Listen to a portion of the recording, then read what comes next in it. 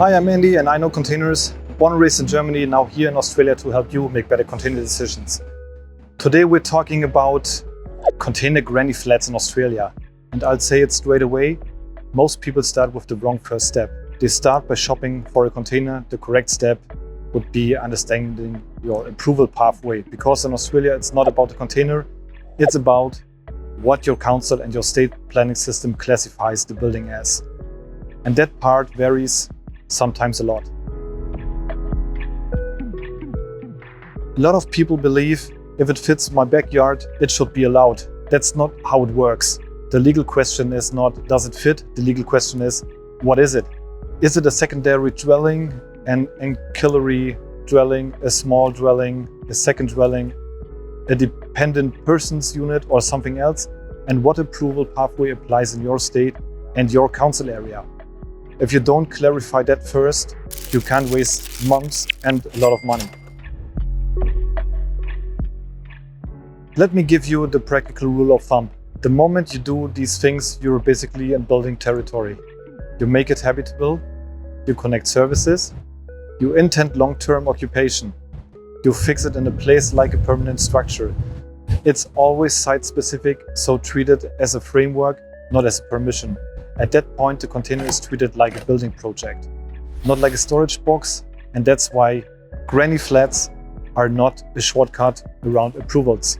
Quick note, start with the container quiz on shipping-containers.com.au. It helps you define your use case before you spend money.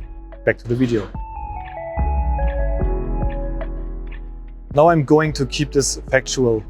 I'm not giving legal advice, I'm telling you how the systems are structured based on official planning guidance. For example, in New South Wales, more structured state framework exists.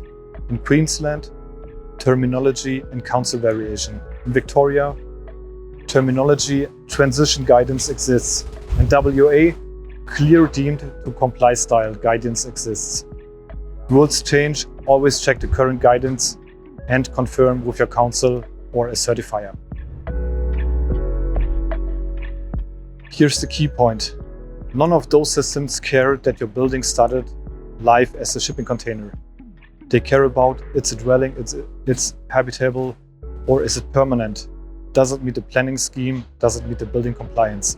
So the question is not, can I put a container on my land? The question is, can I build a secondary dwelling on my land and what pathway applies? That's the mindset shift. The container is the box, the approvals are the game.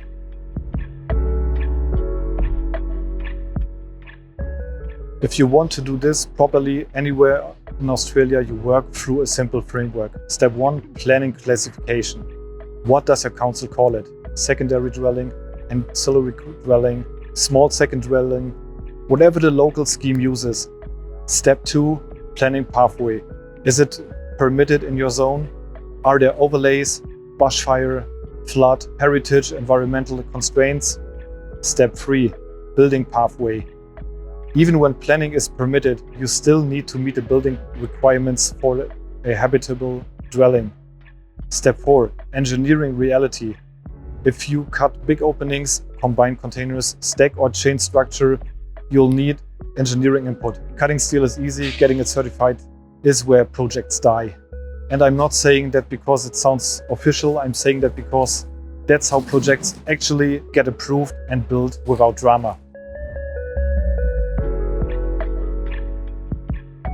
This is what I see all the time. People buy the container first, then they discover the setbacks don't work. They assume it's temporary. Then they connect to services and it becomes treated as a dwelling. They underestimate insulation and then they get condensation problems and comfort problems as well. They think containers are automatically cheaper, but once you do compliance, engineering, fit out and proper insulation, the cost difference can shrink quickly. None of this means containers are bad. It just means you need to approach it like a real project. So if you would ask me, Andy, what would you do first? I would do this. Confirm the classification and the planning pathway. Lock your site constraints, setbacks, overlays, services. Speak to the certifier or engineer before you buy steel. Because the container is the tool, the approval pathway is the gate. So there's the takeaway. A container granny flat can be a great solution but it's not a loophole. Australia doesn't have one single rule for granny flats. It has layers, state framework, local council interpretation, and your specific site constraints. If you skip that structure and buy a container first, you're gambling. The container is the easiest part. The approval pathway is the real project. Don't start with steel, start with planning, classification, and compliance logic. Yeah, if you find this helpful, leave a like and subscribe. If you're planning a container project, start with our quiz on shipping-containers.com.au. Define your use case and your pathway first, then choose the container. Thanks for watching. I'll see you in the next one.